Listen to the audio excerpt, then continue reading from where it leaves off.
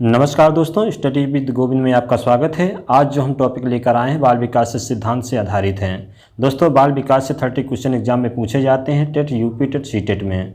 तो हम chapter wise cover करेंगे और जो भी मेरे चैनल पर नए आए हुए हैं वो मेरे चैनल को सब्सक्राइब करें और लाइक करें। बेल आइकन का बटन दबाना बिल्कुल मत भूलें, जिससे सारी नोटिफिकेशन आपके मोबाइल पर समय समय पर आती रहे।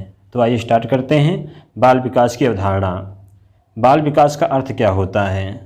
तो बाल विकास का समान अर्थ होता है बालकों का मानसिक शारीरिक विकास एवं शारीरिक, मानसिक, सामाजिक, संज्ञानात्मक, भाषाई तथा धार्मिक इत्यादि से होता है। तो हमारा अर्थ क्या निकल कर आया कि बाल विकास की अवधारणा किससे संबंधित है? शारीरिक, मानसिक, सामाजिक, संज्ञानात्मक, भाषाई, भाषा से संबंधित है, समाज से संबंधित है, धार्मिक से संबंधित है। ये हमारी क्या हो गई? अवधारणा हो गई। विकास का संबंध दो और चीज़ों से होता है, पहला गुणात्मक, दूसरा परिमाणात्मक। तो जो गुणात्मक है आपका, इसमें क्या क्या आते हैं? कार्य में कुशलता, ज्ञान, तर्क, नवीन विचारधारा बालकों में जागृत होती हैं। और जो परिमाणात्मकता है ये किससे संबंधित है? बालकों की लंबाई से संबंधित है, भार में वृद्धि तथा अन्य चीज़ों से संबंधित है। तो ये क्या है? विकास का संबंध किन किन चीज़ों से हो गया? गुणात्मक,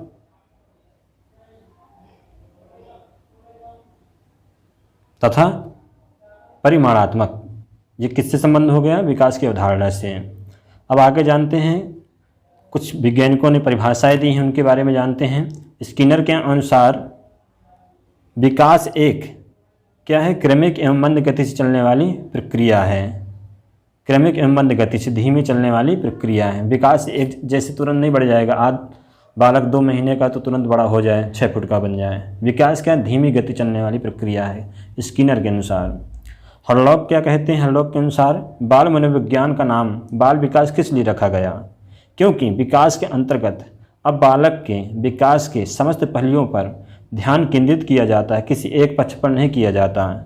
सभी चीज़ों पर ध्यान केंद्रित किया जाता है, जैसे उसका भाषा, सामाजिक, शारीरिक, मानसिक, ये किस पर ध्यान केंद्रित किया जाता है? सभी चीज़ों पर, एक पक्ष पर नहीं।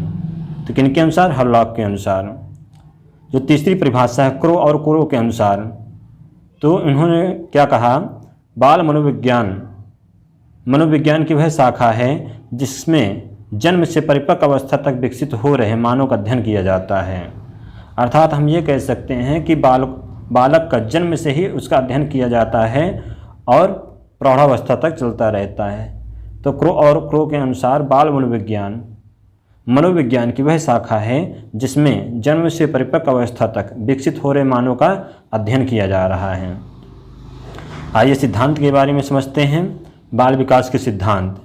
पहला सिद्धांत है निरंतरता का सिद्धांत। इस सिद्धांत के अनुसार विकास एक न रुकने वाली प्रक्रिया है, मतलब ये चलती रहती है, स्थिर नहीं होती।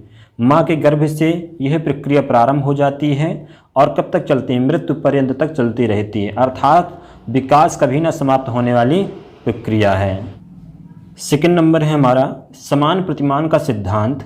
इस सिद्धांत के अनुसार, जो हमारा समान प्रतिमान का सिद्धांत है, ये कहता क्या है? इस सिद्धांत के अनुसार बालकों का विकास और वृद्धि उनकी अपने व्यक्तित्व के अनुरूप होती है। व्यक्तित्व के अनुरूप कैसे होती है? कि वे अपने स्वाभाविक गति से ही वृद्धि और विकास के विभिन्न क्षेत्रों में आगे बढ़ते रहते हैं और इसी कारण उनमें पर्याप्त विभिन्नताएं देखने को मिलती हैं। किसी के विकास की गति तीव्र होती है तो किसी की धीमी हो जाती है, किसी बालक की। थर्ड पॉइंट है हमारा विकास क्रम का एक रूपता का सिद्धांत है। तो इसमें क्या होता है? ये सिद्धांत बताता है कि विकास की गति एक जैसी न होने तथा पर्याप्त व्यक्तित्व अंतर पाए जाने पर विकास क्रम में कुछ एक रूपता के संदर्भ होते हैं। जैसे मान लीजिए मनुष्य जाति के सभी बालकों की वृद्धि सिर की ओर प्रारंभ होती है, ठीक। इसी प्रकार बालकों का जो गत्यात्मक, जो भाषा विकास है, एक निश्चित प्रतिमान और क्रम दर्शन के लिए किए जा सकते हैं। तो विकास का क्रम क्या है? एक रूपता है, एक निश्चित क्रम में ही विकास चलेगा। पहले जो छोटा बालक है धीरे धीरे बड़ा होगा, भाषा सीखेगा, भाषा बोलना, चलना फिरना, समझना, तार्किक बुद्धि आने लगती है। ये किसके अंतर्गत आता है? विकास के क्रम की एक रूपता के अंतर्गत आता है। जो चौथा पॉइंट है हमारा वृद्धि एवं विकास की गति की दर एक सी नहीं रहती। अर्थात हम ये कह सकते हैं विकास की प्रक्रिया जीवन पर्यंत चलती तो है, किंतु इस प्रक्रिया में विकास की गति हमेशा एक जैसी नहीं रहती। जैसे दो बालक हैं, एक बालक की आयु बढ़ती जा रही है, जैसे मान लीजिए 2-2 वर्ष के बालक हैं, समान आयु तो बढ़ रही है, परंतु किसी का शारीरिक विकास धीमा है और किसी का शारीरिक विकास तेज है। तो हम ये कह सकते हैं वृद्धि एवं विकास की गति की दर एक समान नहीं रहती। पांचवा जो हमारा पॉइंट है, विकास सामान्य से विशेष की ओर चलता है, सामान्य से विशेष की ओर चलता है। जैसे आपने देखा होगा कि अपने हाथों से कुछ चीज़ें पकड़ने से पहले बालक इधर उधर मारने या फैलाने की कोशिश करता है। तो क्या है, विकास सामान्य से विशेष की ओर चलता है। अर्थात हम ये कह सकते हैं कि विकास और वृद्धि की सभी दिशाओं में विशिष्ट क्रियाओं से पहले उनके सामान्य रूप के दर्शन होते हैं। तो पहले बालक समझता है ये क्या चीज़ है, फिर उसको जानने की कोशिश करता है और वस्तु को धीरे धीरे पहचानने लगता है। परस्पर संबंध का जो सिद्धांत है, ये संबंध के सिद्धांत कैसे होते हैं, जैसे शारीरिक, मानसिक, सामाजिक, संवेदनात्मक आदि एक दूसरे से परस्पर संबंधित सिद्धांत हैं। जो हमारा 7वां पॉइंट है, एकीकरण का सिद्धांत है। एकीकरण के सिद्धांत में बालक पहले संपूर्ण अंकों और फिर अंक के भागों में चलना सीखता है, एकीकरण का सिद्धांत, और फिर इसके बाद वह उन भागों में एकीकरण सीखता है। अर्थात हम ये कह सकते हैं कि पहले जो बालक है धीरे धीरे फिसलता है, मतलब चलने की कोशिश करता है। जब पूर्ण विकास हो जाता है शरीर का तो सारी क्रियाएं करने लग जाता है, एकीकरण के सिद्धांत के अंतर्गत आता है। विकास की भविष्यवाणी की जा सकती है, यह हमारा 8वां सिद्धांत है। अर्थात हम कह सकते हैं कि विकास की भविष्यवाणी की जा सकती है। क्वेश्चन बन जाए कि बाल विकास के सिद्धांत पर विकास की भविष्यवाणी की जा सकती है, तो हमारा आंसर क्या हो जाएगा, हाँ।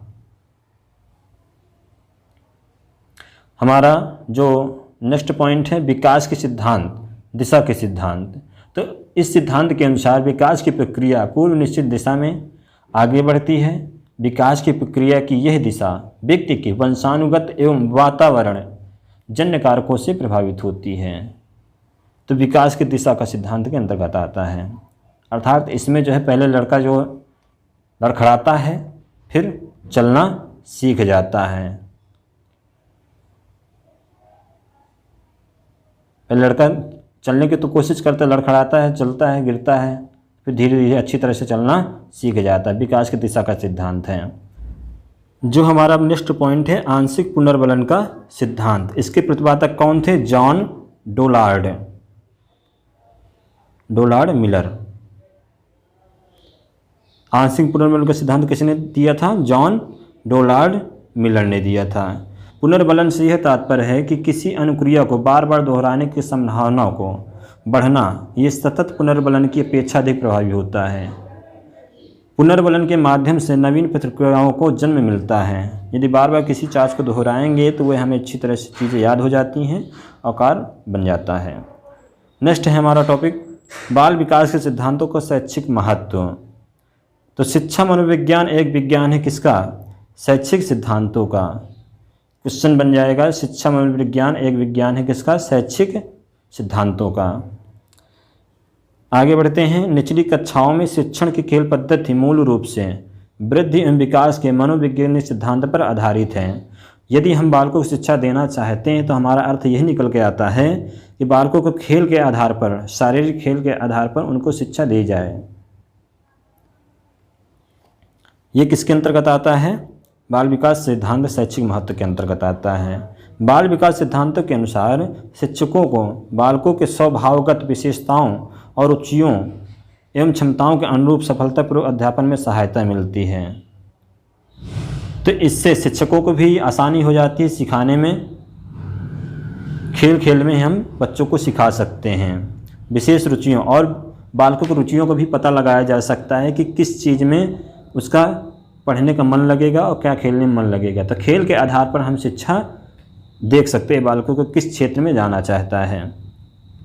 तो सफलतापूर्वक अध्यापन में सहायता मिलती है।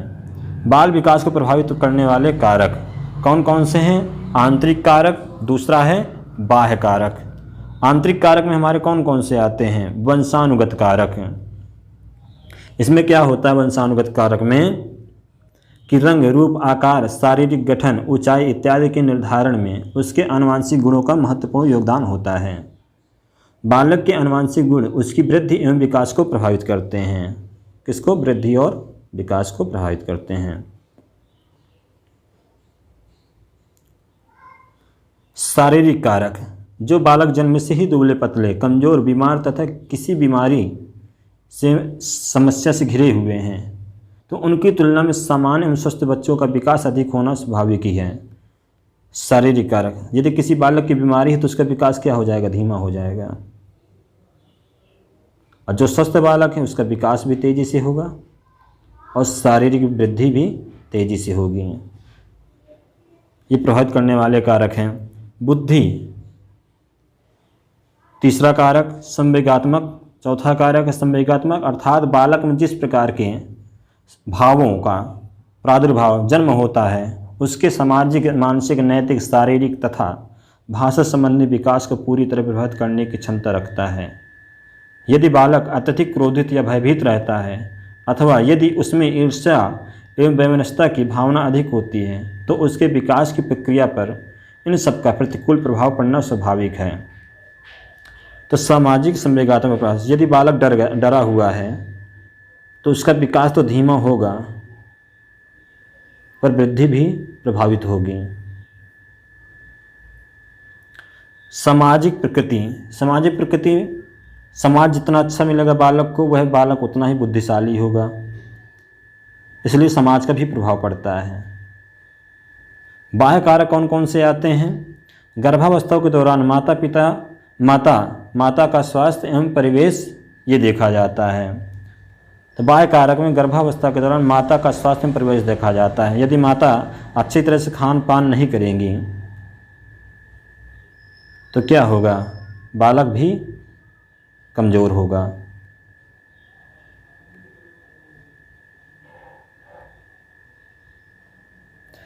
दूसरा कारक है बाह्य कारक में जीवन की घटनाएं। बालक पर जीवन की घटनाएं तभी हो सकती हैं यदि किसी व्यक्ति ने उस बालक को डांटा, मारा या कोई उसे छोड़कर चला गया तो उसकी घटनाओं में उसके वृद्धि विकास पर भी प्रभाव पड़ता है। भौतिक वातावरण, भौतिक वातावरण क्या होता है? जैसे मान लीजिए कोई बालक शहर में रह रहा है और वहाँ पॉल्यूशन ज़्यादा है तो वहाँ पर भी इस बालक पर प्रभाव पड़ेगा। यदि पर्यावरण अच्छा है तो बालक का पढ़ने में भी मन लगेगा और खेलने में भी मन लगेगा। ये किस में आता है? भौतिक वातावरण में आता है। अब सामाजिक आर्थिक स्थिति क्या है? चौथा जो कारक है सामाजिक आर्थिक स्थिति। कुछ जो बालक होते हैं गरीब घर में जन्म लेते हैं और कुछ बालक होते हैं अमीर। तो जहाँ गरीब के बच्चे शिक्षा से थोड़ा वंचित रह जाते हैं और अच्छा खान पान नहीं मिल पाता गरीब घर में बच्चे जन्मों का, तो सामाजिक, और जो बड़े घर में हैं तो उनको पढ़ने में, खाने पीने में और खेलने में समस्या नहीं होती। तो ये जो चौथा कारक सामाजिक आर्थिक स्थिति पर निर्भर करता है कि बालक किस परिवेश में रह रहा है और सांस्कृतिक वातावरण भी मिलता है। तो इससे बालक का जो मानसिक है सामाजिक विकास स्वाभाविक रूप से कम या घटता बढ़ता रहता है। नेक्स्ट पॉइंट है हमारा बाल मनोविज्ञान। बाल मनोविज्ञान किसे कहते हैं? बाल मनोविज्ञान मनोविज्ञान की एक शाखा है जिसके अंतर्गत बालकों के व्यवहार, स्थितियों, समस्याओं तथा उन सभी कारणों का अध्ययन किया जाता है। इसका प्रभाव बालक के व्यवहार एवं विकास पर पड़ता है। इसके अंतर्गत बालकों के जन्म से लेकर बाल्यावस्था तक का अध्ययन किया जाता है। ये शिक्षकों को शिक्षण की प्रक्रिया में मदद करता है तथा बालकों के सर्वांगीण विकास में महत्वपूर्ण भूमिका निभाता है। इससे शिक्षक ये मालूम कर सकता है, पहला तो बालक के खेल विधि द्वारा जान सकता है कि बालक करना क्या चाहता है, सीखना क्या चाहता है और क्या हम इसे पढ़ा सकते हैं। तो ये जो बाल मनोविज्ञान है इसमें स्थितियाँ और समस्याओं के आधार पर हम बालकों का भविष्य तय कर सकते हैं। तो अर्थात हम ये कह सकते हैं कि जो बाल विकास, इसकी भविष्यवाणी भी की जा सकती है।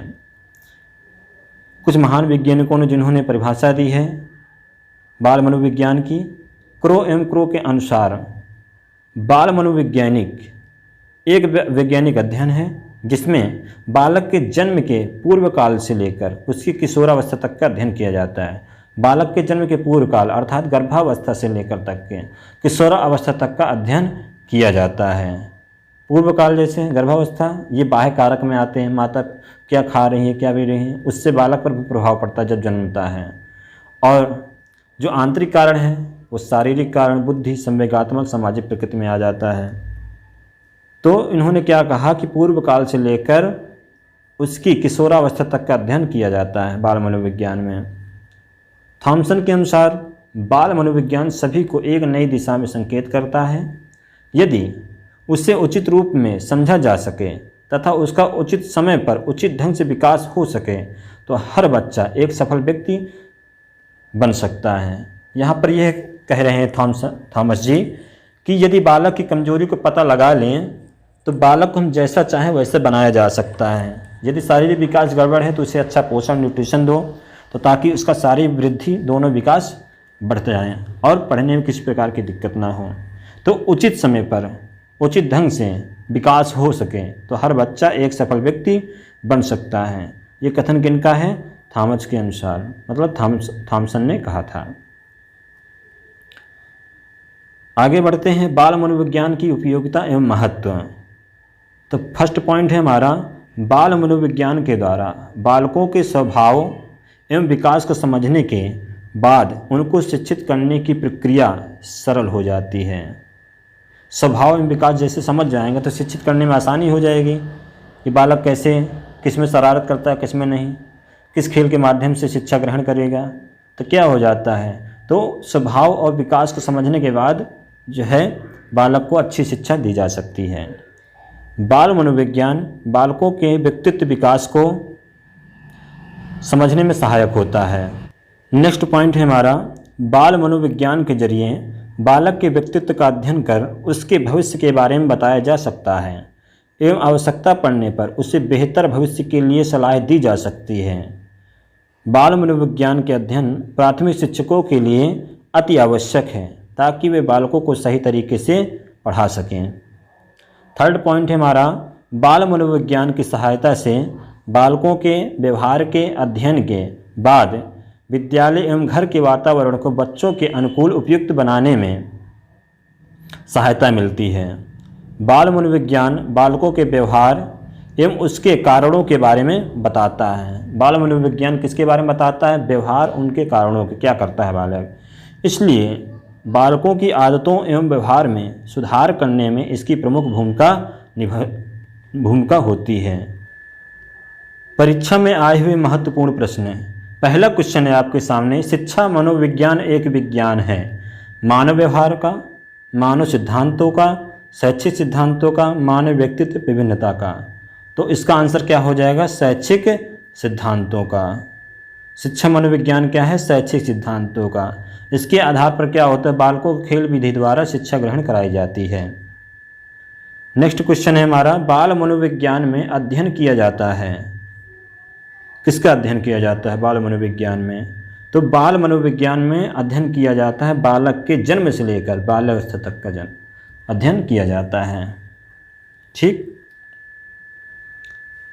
नेक्स्ट क्वेश्चन देखते हैं, बाल मनोविज्ञान के अध्ययन निम्नलिखित में से किसके लिए सर्वाधिक आवश्यक है? दोस्तों आपके सामने 3 सेकंड है, इसका आंसर क्या होगा? तो जो बाल मनोविज्ञान है किसके लिए सर्वाधिक आवश्यक है? प्राथमिक शिक्षक के लिए। हमारा सी आंसर हो जाएगा प्राथमिक शिक्षक के लिए। चौथा क्वेश्चन, बालक के व्यक्तित्व के सर्वांगीण विकास के लिए यह आवश्यक है कि उसकी डैश जानकारी शिक्षक को हो। तो शिक्षक को किसकी जानकारी होनी चाहिए? मित्रों की नहीं होनी चाहिए। शिक्षक का क्या मतलब? मित्रों से, ज्ञान से। बालक के अंदर भी ज्ञान कैसे जागृत हो जाएगा? बालक की किससे जानकारी होनी चाहिए? व्यवहार से। और कक्षा के साथियों से क्या लेना देना टीचर को? तो क्या आवश्यक है एक शिक्षक के लिए बालक के व्यक्तित्व सर्वांगीण विकास के लिए? व्यवहार की जानकारी एक शिक्षक को होनी चाहिए कि बालक क्या करता है, किस खेल के माध्यम से शिक्षा ग्रहण करेगा। 5वां क्वेश्चन है, निम्नलिखित में से किसे बाल मनोवैज्ञानिक की उपयोगिता के अंतर्गत नहीं रखा जा सकता है? तो इसका आंसर क्या होगा दोस्तों? नहीं रखा जा सकता है। क्वेश्चन पूरा पढ़िएगा। निम्नलिखित में से किसे बाल मनोविज्ञान की उपयोगिता के अंतर्गत नहीं रखा जा सकता? तो शिक्षक की आर्थिक प्रगति पर नहीं, आर्थिक प्रगति में सहायक नहीं है। भविष्य के बारे में रखा जा सकता है, शिक्षा भविष्य के बारे में बता सकता है, निर्देशन दे सकता है बालक को, परंतु आर्थिक रुपया थोड़ी ना पकड़ाएगा बच्चों को कि जाओ भैया टॉफ़ी खाना, जब तक टॉफ़ी नहीं खाओगे तब तक पढ़ाई नहीं होगी। तो हमारा क्या हो जाएगा? आर्थिक, ये नहीं रखा जा सकता मनोविज्ञान के अंतर्गत। 6वां क्वेश्चन है, निचली कक्षाओं में शिक्षण की खेल पद्धति मूल रूप से आधारित है। तो क्या होगा इसका आंसर? शिक्षण की जो खेल पद्धति मूल रूप से आधारित है, अभी आपने पढ़ा है, वृद्धि एवं विकास, विकास एवं वृद्धि के मनोविज्ञान सिद्धांतों पर आधारित है। हमारा आंसर क्या हो जाएगा? सी हो जाएगा। फटाफट देखते हैं, निम्न में से कौन सा बच्चे की सामाजिक मनोवैज्ञानिक आवश्यकताओं के संबंध में नहीं है? संबंध में नहीं है, तो क्या होगा आंसर इसका दोस्तों? सामाजिक मनोवैज्ञानिक आवश्यकताओं में नहीं है, तो इसका आंसर हो जाएगा सी। शरीर से अपशिष्ट पदार्थों का नियमित रूप से बाहर निकालना, ये नहीं है, आवश्यकताओं में ये नहीं है। 8वां क्वेश्चन है दोस्तों, विकास कभी न समाप्त होने वाली प्रक्रिया है, ये विचार किससे संबंधित है? तो क्या होगा इसका आंसर दोस्तों? विकास कभी न समाप्त होने वाली प्रक्रिया है, अभी आपने पढ़ा, निरंतरता का सिद्धांत, कभी नहीं रुकती, जन्म से लेकर मृत्यु तक चलती है विकास। तो क्या निरंतरता का सिद्धांत के आधार पर शामिल है। निम्नलिखित में से कौन सा विकास का सिद्धांत है? इसका आंसर क्या होगा दोस्तों? आंसर दीजिए। निम्नलिखित में से कौन सा विकास का सिद्धांत है? तो विकास का सिद्धांत क्या होता है? सभी की विकास दर समान नहीं होती। कोई बालक का विकास जल्दी बढ़ रहा है, विकास तेज़ी से हो रहा है, और किसी का विकास धीमा चल रहा है। तो क्या ये समान थोड़ी ना है, ये तो अलग अलग हो गई ना। तो हमारा आंसर क्या हो जाएगा? सभी का विकास दर समान नहीं होती, ये हमारा सही आंसर हो जाएगा, बी नंबर। क्वेश्चन नंबर 10, आंशिक पुनर्बलन किससे संबंधित है? तो आंशिक पुनर्बलन हमारा किससे संबंधित है? सतत पुनर्बलन की अपेक्षा अधिक प्रभावी होता है। तो हमारा आंशिक पुनर्बलन संबंधित है, ऑप्शन हमारा हो जाएगा सी, सतत पुनर्बलन की अपेक्षा अधिक प्रभावी होता है।